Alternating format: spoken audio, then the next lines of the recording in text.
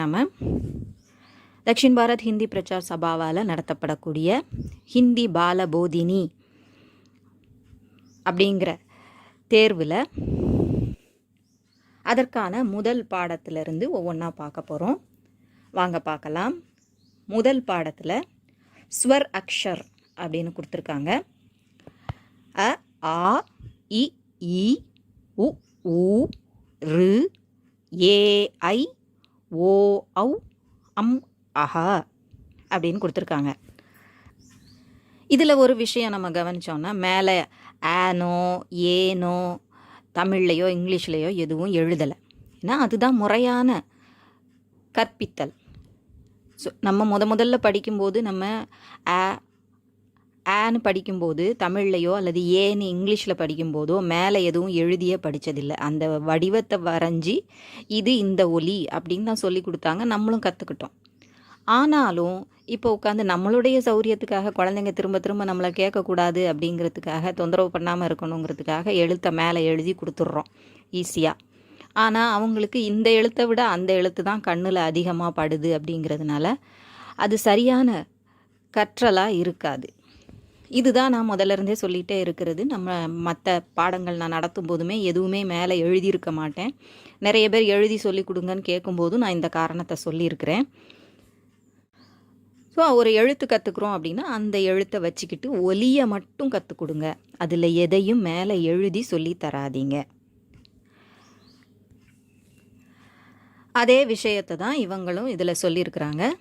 வியாக்கியான் மாலான்னு பின்னால் கொடுத்துருக்கிறதுல ஸ்வர் அக்ஷரை எப்படி சொல்லி தரணுங்கிறத சொல்லியிருக்கிறாங்க. சிக்ஷகோம் கேலியே, நமது தாய்மொழியாகட்டும் அல்லது ஆங்கிலமாகட்டும் சொல்லி கொடுத்த ஆசிரியர்கள் எழுத்துக்களை எழுதி அதன் ஒலியை உச்சரித்து மட்டுமே நமக்கு உணர்த்தினார்கள். இதன் மூலம் சரியான ஒலியை நம்மால் உச்சரிக்க முடிந்தது. ஏ என்று எழுதி அதன் அருகில் ஏ என்று எழுதி காட்டியதில்லை. அந்த ஏன்னு எழுதுறதுக்குமே நமக்கு தெரிஞ்சிருந்தா தானே. முதல்ல ஒரு எழுத்து கற்றுக்குறோம் அப்படிங்கும்போது ஏற்கனவே இன்னொரு எழுத்து தெரியாமல் நம்ம எழுதியிருக்கவே மாட்டோம். அப்படி இல்லாமலேயே நம்ம அந்த எழுத்தை கற்றுக்கிட்டோம். எனவே ஹிந்தி ஆசிரியர்கள் கூட இதே முறையை பின்பற்றி மாணவர்களுக்கு சரியான உச்சரிப்பை கற்றுத்தர வேண்டும் என விரும்புகிறோம். ஹிந்தி எழுத்துக்கள் பொதுவாக கோட்டிற்கு கீழே எழுதப்படுகின்றன. புதிதாக கற்கும் மாணவர்களுக்கு 2 கோடுகளுக்கு இடையே எழுதுவதற்கான பயிற்சி அளிக்கலாம். ஸோ இந்த வியாக்கியான் மாலால எழுத்துக்கள் சம்பந்தமாக வரும்போது அதை எப்படி கற்றுக் கொடுக்கணும் அப்படின்னு சொல்லி ஒரு ஐடியா கொடுக்குறாங்க இவங்க. சபா மூலமாகவே சொல்லப்பட்டிருக்கு. எழுத்துக்களில் உள்ள கோடுகளை இடமிருந்து வலமாகவும் மேலிருந்து கீழாகவும் இடும்பொழுது எழுத்தின் வடிவம் அழகாக அமையும். சற்று விரைவாகவும் எழுத முடியும். அடுத்ததா இரண்டாவதா வியஞ்சன் அக்ஷர் கொடுத்துருக்காங்க. க, க, க, க, ங, ச, ச, ஜ, ஜ, ஞ, ட, ட, ட, ட, ண, த, த, த, த, ந, ப, ப, ப, ப, ம, ய, ர, ல, வ, ஷ, ஷ, ச, ஹ. இந்த எழுத்துக்களை நிறைய ஆசிரியர்கள் செய்கிற தப்பு என்னென்னா, ஒன்றாவது க, 2வது க, 3வது க, 4வது கன்னு சொல்லி கொடுத்துட்டு போயிடுறாங்க.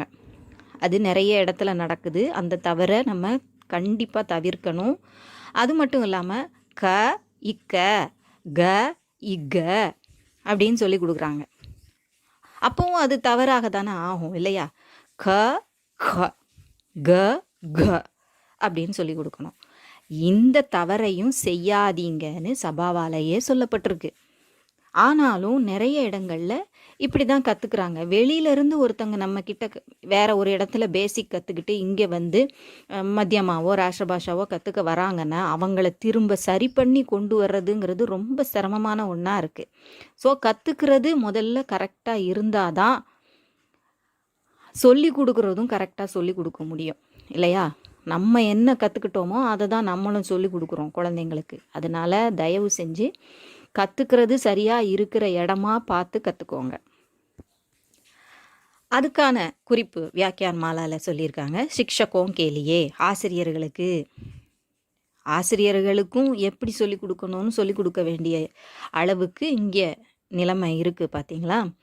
உச்சரிக்க மற்றும் எழுத கற்றுக் கொடுக்கும் போது முன் சொன்ன அதே முறையை பின்பற்றவும். அதாவது மேலே எதுவும் எழுதாமல் உச்சரிப்பை டைரக்டாக சொல்லி கொடுங்க. ஹிந்தியில் 4 க, 4 ச, 4 ட, 4 த, 4 ப என்று கூறுவதையும், இருக்கின்றன என்று கூறுவதையும், 1வது க, 2வது க, 3வது க, 4வது க என்று சொல்லிக் கொடுப்பதையும் தவிர்க்கவும். இது குறிப்பிட்ட எழுத்தின் சரியான உச்சரிப்பை கற்றுக் கொடுக்க உதவக்கூடியது அல்ல அப்படின்னு சொல்லியிருக்காங்க. அடுத்த பகுதியாக பாரகடி அப்படின்னு கொடுத்துருக்காங்க. உயிர் மெய் எழுத்துக்கள் எப்படி எழுதணும் அப்படிங்கிறதையும் கொடுத்துருக்காங்க. அதுக்கான மாத்ரா என்ன மாதிரி எழுதணும் அப்படிங்கிறதையும் கொடுத்துருக்காங்க. இதை எப்படி சொல்லித்தரணும் அப்படிங்கிறதுக்கும் குறிப்பு கொடுத்துருக்காங்க. நம்மளை பொறுத்த வரைக்கும் க கா கி கி அப்படிங்கிறது நம்ம தமிழ்லையும் இருக்குது அப்படிங்கிறதுனால அந்த ஒலி அவங்களுக்கு அறிமுகமானதாக இருக்கும். எழுதுறது மட்டும் மேலே ஒரு கோடு போடுறோம், அது மேலே உள்ள கோட்டுக்கு மேலே எதை எழுதுகிறோம், கீழே உள்ளதை அந்த கு கு அந்த மாதிரியான எழுத்துக்கள் எழுதும்போது உ அதை அதுக்கான மாத்திரைகள் போடும்போது எந்த இடத்துல போடணும், செங்குத்து கோடு இருந்தால் செங்குத்து கோடில் போடணும், செங்குத்து கோடு அல்லாததுக்கு அதுக்கான நடு பகுதியில் போடணும், அடியில் நடுவில் போடணும், அந்த மாதிரியான விஷயங்களெல்லாம் கற்றுக் கொடுக்கணும் அப்படின்னு சொல்லியிருக்காங்க. இதுக்கும் பின்னால் வியாக்கியான் மாலாவில் சொல்லியிருக்கிறது, சிக்ஷகோं के लिए தமிழ் எழுத படிக்க தெரிந்த மாணவர்களுக்கு ஹிந்தி பாரகடியை கற்றுக் கொடுப்பது எளிதானதே. ஹிந்தி எழுத்துக்கள் அனைத்தின் மீதும் தலைப்பகுதியில் படுக்கை கோடு இருக்கிறது. இது எழுத்தின் கடைசி பகுதியாகும். அதாவது கடைசியாக இடப்பட வேண்டும். எப்போவுமே எழுத்தை எழுதிட்டு மேலே தான் கோடு கடைசியில் தான் கோடு மேலே போட சொல்லி கொடுக்கணும் அப்படிங்கிறாங்க. அது உண்மைதான். ஏன்னா எல்லாம் எழுதி முடிச்சுட்டு அப்போ தான் ஒரு எழுத்தாக எழுதும்போதே அதை பழகுனாதான், எழுத்தை எழுதிட்டு கடைசியில் மேலே உள்ள கோடை சிரோரேக்கான்னு சொல்கிறத போடுறதுக்கு பழகுனாதான் வார்த்தைகளாக எழுதும்போது 3-4 எழுத்துக்களை எழுதி ஒரு வார்த்தையை முடிக்கும்போது மேலே அப்படியே கோட்டை எழுத்துட்டு போகிறதுக்கு வசதியாக இருக்கும். ஒவ்வொரு எழுத்துக்காக கோட்டை போட்டு எழுதிட்டு இருந்தோம் அப்படின்னா அது நேரம் ஆகும் இல்லையா? இது எழுத்துக்களே ஆகட்டும் சொற்களை ஆகட்டும் குறையின்றி பிழையின்றி எழுத உதவும். அதான் இப்போ சொன்ன மாதிரி தான். அது எழுத்தாக இருந்தாலும் சரி, வார்த்தைகளாக இருந்தாலும் சரி, சொற்களாக இருந்தாலும் சரி, அதை குறை இல்லாமல் பிழை இல்லாமல் எழுதுறதுக்கு வசதியாக இருக்கும். கவிலிருந்து ஹ வரையிலான அனைத்து எழுத்துக்களையும் பாரகடி கொண்டு எழுதுவதற்கு மாணவர்களுக்கு நல்ல பயிற்சி தரவும் அப்படின்னு சொல்லியிருக்கிறாங்க. ஸோ எழுத்துக்களுக்கு தான் வியாக்கியான் மாலாவில் இந்த மாதிரி டீச்சிங் மெத்தடு அப்படின்னு கொடுத்துருக்காங்க. மற்றபடி இன்னும் பாடம்னு வந்த பிறகு பாடத்தில் உள்ள இலக்கண விளக்கங்கள், அதுக்கான மீனிங், மாணவர்களுக்கான விஷயங்களையும் அதில் சொல்லியிருக்கிறாங்க. பாடம் கற்றுக்கிற மாணவர்களுக்கு உபயோகமாக இருக்கோ இல்லையோ, சொல்லிக் கொடுக்குற ஆசிரியர்கள், இளம் ஆசிரியர்கள், புதுசாக ஆசிரியராக ஆகக்கூடியவங்களுக்கு இது கண்டிப்பாக உதவியாக இருக்குது. ஒரு கைடு மாதிரியாகவே இருக்குது. 4வது பகுதியில் அனுஸ்வார் வ விசர்க். அனுஸ்வார் அப்படிங்கிறதையும் விசர்க்கம், அனுஸ்வார்ங்கிறது மேலே உள்ள புள்ளி, அந்த புள்ளிகளை எப்படி உச்சரிக்கணும் அப்படிங்கிறத பற்றியும், விசர்க்கம் 2 புள்ளி வைக்கிறோம் இல்லையா, அகல இருக்கக்கூடிய அந்த 2 புள்ளி, அது உச்சரிக்கக்கூடிய விதத்தை பற்றியும், அது சம்மந்தப்பட்ட சில வார்த்தைகளையும் கொடுத்துருக்குறாங்க. அதுக்கான கைடன்ஸும் கொடுத்துருக்காங்க பின்னால். சிக்ஷகோं के लिए ஆசிரியர்களுக்கு புள்ளியின் உச்சரிப்பு அந்த புள்ளிக்கு கீழே உள்ள எழுத்து வரிசையின் இறுதி எழுத்தின் மெய்யொலி ஆகிறது. இது பற்றி விரிவான விளக்கம் ஏதுமின்றி சொற்களை சரியான முறையில் உச்சரித்து காட்டி பயிற்சி அளிக்கவும். ஏற்கனவே அக சொல்லிக் கொடுக்கப்பட்டிருப்பதால் பிராத்தகா, பிராயக போன்ற சொற்களின் உச்சரிப்பை கற்றுக் கொடுக்க சிரமப்பட வேண்டிய அவசியம் இருக்காது. இப்போ அந்த வார்த்தைகளை பார்ப்போம். அ அப்படிங்கிற பகுதியில் அனுஸ்வாருக்கான வார்த்தைகள் கொடுத்துருக்காங்க. கங்கா, பங்கஜ், பஞ்சாப், டண்டா, சந்தன், கஞ்சன், வன்ஷ், கன்ஸ், ஹன்ஸ், பந்த், சாந்த், நாந்த். ஆ பகுதியில் விசர்க்கம் அத்தஹ, பிராத்தஹ, பிராயஹ, ஸ்வதஹ. அடுத்த 5வது பகுதியில் சம்யுக்தாக்ஷர் கூட்டெழுத்துக்கள் அப்படிங்கிறத கொடுத்துருக்காங்க. 2 எழுத்து சேர்ந்து எப்படி நம்ம வாசிக்கணும் அப்படிங்கிறத கொடுத்துருக்காங்க. இதுக்கான வியாக்கியான் மாலால சிக்ஷகோं के लिए பொதுவாக இந்திய மொழிகளில் தமிழை தவிர பிற மொழிகளில் கூட்டெழுத்துக்கள் உள்ளன. ஹிந்தியில் தற்பொழுது கூட்டெழுத்துக்களை எழுதும் முறை எளிதாக்கப்பட்டிருக்கிறது. பரிச்சய வகுப்பில் பயிலும் மாணவர்களுக்கு இது பற்றிய விரிவான விளக்கம் ஏதுமின்றி சொற்களை எழுதும் மற்றும் உச்சரிக்கும் முறையை மட்டும் கற்பிப்பது நலம் பயக்கும். அதாவது பரிச்சயன்னு இதில் போட்டிருக்காங்க, பட் நம்ம படிக்கக்கூடியது பாலபோதினி இல்லையா? ஸோ இது பரிச்சயன்னு அறிமுக பாடமாக இருக்கிறதுனால இதை பற்றி ரொம்பலாம் விளக்கம் கொடுக்காம சிம்பிளாக நம்ம படித்தா போதும், சொல்லி கொடுத்தா போதும், அவங்கள போட்டு பயமுறுத்திட வேண்டாம், சிரமப்படுத்திட வேண்டாம்னு சொல்லியிருக்காங்க. இக் ப்ளஸ் ய க்ய க்யா க்யோ, இச் ப்ளஸ் ச இச்ச பச்சா கச்சா, இத் ப்ளஸ் த இத்த பத்தா குத்தா, இத் ப்ளஸ் ய திய வித்யா பத்ய, இத் ப்ளஸ் ய திய அத்யாபக் தியான், இஸ் ப்ளஸ் ய ஸ்ய ஸ்யாஹி சதஸ்ய, இப் ப்ளஸ் ய प्य प्यास प्यासा प्याला, इल प्लस ल इल्ल दिल्ली पिल्ला, इश प्लस व श्व विश्व विश्वास, इश प्लस र श्र श्रीमान श्रम, इप प्लस र प्र प्रथम प्रयाग, इट प्लस र ट्र राष्ट्र ट्रस्ट, इक प्लस र क्र क्रम क्रिया, इर प्लस म इर्म, மேலே வாசிச்சுட்டு தான் கீழே வரணும், அந்த கொக்கி தான் இர், அதுக்கப்புறம் ம இர்ம, கர்ம தர்ம, இத் ப்ளஸ் ர த்ர திரவு திராவிட். அதுக்கு அடுத்ததுலே விசேஷ சம்யுக்தாக்ஷர் அப்படின்னு சொல்லி சில கூட்டெழுத்துக்கள் வந்து ஒரு புது வடிவத்தை பெறுது இல்லையா, அதையும் கொடுத்துருக்காங்க. இக்ஷ த்ர கிய கிய, பக்ஷ தக்ஷின் க்ஷேத்ர க்ஷேத்ர, த்ரான் பவித்ர காயத்ரி கியான் விக்யான். இந்த விசேஷ சம்யுக்தாக்ஷருக்கும் சிக்ஷகோं के लिए கொடுத்துருக்கு. இக் ப்ளஸ் ஷ, அந்த கிருஷ்ணனுக்கு வரக்கூடிய அந்த ஷ, அது ரெண்டும் சேர்ந்து தான் இது வந்திருக்கு. இத் ப்ளஸ் ர த்ர, இஜ் ப்ளஸ் ஞ இஜ்ஞ அப்படின்னு சொல்கிறது கஷ்டங்கிறதுனால தான் அதை கியான்னு சொல்கிறோம். எந்தெந்த எழுத்துக்கள் கூடி இந்த கூட்டெழுத்துக்கள் உருவாகியுள்ளன என்பது ஆசிரியர் அறிந்து கொள்ள மட்டுமே. இதை போட்டு குழந்தைங்களுக்கு சொல்லி கன்ஃபியூஸ் பண்ண வேண்டாம், இப்போவே சொன்னால் அவங்க சிரமப்படுவாங்கன்னு சொல்லியிருக்காங்க. மாணவர்களுக்கு எழுத்துக்களை எழுதும் முறையையும் உச்சரிப்பையும் கற்றுக் கொடுத்து பயிற்சி செய்வித்தல் போதுமானது. ஏன்னா ரொம்ப அடிப்படையான படிப்புங்கிறதுனால அப்படி சொல்லியிருக்காங்க. ஸோ இது வரைக்கும் பார்த்த எழுத்துக்களை வச்சு அபியாஸ் கொடுத்துருக்காங்க, அதாவது பயிற்சி கொடுத்துருக்காங்க. படோ அவுர் லிக்கோ, படோ அவுர் லிக்கோ, படித்து எழுது அப்படின்னு சொல்லியிருக்கிறாங்க. இதை வாசிக்க கற்றுக் கொடுத்து அதை 3 தடவையோ 5 தடவையோ ஒவ்வொன்றையும் எழுதி பயிற்சிக்கு கொடுக்கலாம் குழந்தைங்களுக்கு. அ குரூப்பில் 2 எழுத்து உள்ளது. எல்லாமே இந்த பாரகடியை வச்சு வரக்கூடிய வார்த்தைகள் கொடுத்துருக்காங்க.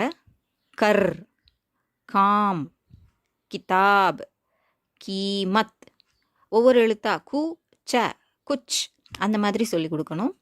கூல், கிருபா, கேலா, கைதி, கோமல், கௌன், கம்பல், சல், சாய், சிதா, चीर, चुप, चूना, चेला, चैन, चोर, 24, टापू, टीक, डर, ढाल, बाण, तवा तार तीर तुम तूलिका तेईस तैरना पार பைர். ஆ குரூப்பில் 3 எழுத்து இருக்கக்கூடியது. இதில் கமல், கரம், ஜகத், தமக், பரஸ், டபக், அம்ருத், ஷர்பத், சர்ஹத், மஸ்னத், கர்த்தல், ஜட்பட், ஆத்மி, குர்சி, லடுக்கி, ருமால், ரூமால் அல்லது ருமால். ரூமால் தான் பேச்சு வழக்கில் ருமால்னு சொல்லுவோம். ருப்பையா, கிடுக்கி, அந்த டேக்கு கீழே புள்ளி வச்சுருந்தா டு அப்படிங்கிற மாதிரி சொல்லலாம். லட்கி அப்படின்னு சொல்லி கொடுக்கூடாது, கிட்கின்னு சொல்லி கொடுக்கக்கூடாது. லடுக்கி, கிடுக்கி. கிருஷ்ண, மிருது, பக்ஷி, பஷி, பஷின்னு நிறைய பேர் சொல்லித்தராங்க. இக்ஷ அது தெரியணும் நல்லா. பக்ஷி, ஞானி, பத்ர, த்ருட்டி, விருக்ஷ, கிருஷி, ருஷி, த்ருண்ணு, பாஷா, மிருக். அடுத்த அபியாஸில் அந்த புள்ளி வச்ச எழுத்துக்கள் நிறைய வர மாதிரி உள்ள வார்த்தைகள். படோ और लिखो படித்து எழுது. ஆ பகுதியில் பத்ய, கத்ய, நீந்த், சித்ரு, அங்ரேசி, அங்ரேசி, ஜி ஜாக்கு கீழே புள்ளி இருக்குது, ஜி, அங்ரேசி. கொல்கத்தா, அந்த தேக்கு பக்கத்தில் சின்ன கோடு மாதிரி இருக்கிறது இத்து தா, கொல்கத்தா. தூத்துக்குடி, கன்யாகுமாரி. दोस्त, दुश्मन, सुंदर, रिश्ता, परिश्रम, तुम्हारा, तंदुरुस्ती, व्यायाम, व्यायाम, व्यायाम. हिंदी, प्रचार, प्राध्यापक, प्रीति. இதில் அடுத்து பயிற்சிக்காக கொஷின் மாதிரி கொடுத்துருக்காங்க. क से कह तक लिखो, म से मह तक लिखो, र से रह तक लिखो, ह से हह तक लिखो அப்படின்னு சொல்லியிருக்காங்க. அதுக்கப்புறமும் 2 எழுத்து வார்த்தைகள் கொடுத்து படோ और लिखो அப்படின்னு கொடுத்துருக்காங்க. 2 எழுத்து வார்த்தை. எதுக்குமே நம்ம இப்போ மீனிங் சொல்லி கொடுக்க வேண்டிய அவசியம் இல்லை. இது உச்சரிப்பு பயிற்சி தான். அதை இடையில சொல்லி அவங்கள போட்டு தொந்தரவு செய்ய வேண்டிய அவசியம் இல்லை. ஸோ கல், கல், கஜ், கர், கம், கர், கம், ரஜ், சல், சல், ஜக், ஜட், சக், சத், ஜப், டல், டக், डर, डक, लट, डग, नट, गड़, तक, थल, दम, धन, तट, तक, मद, दड़, पर, फल, फल இல்ல फल, फ அப்படி வெடிக்கிற மாதிரி சொல்லணும். பல், பன், பர், யம், ரட், லட், வட், ஷக், கண், சப், ஹம், அப், ஆவோ, ஆப், யார், இஸ், ஈக், உஸ், ஊன், एक, ऐन, रस.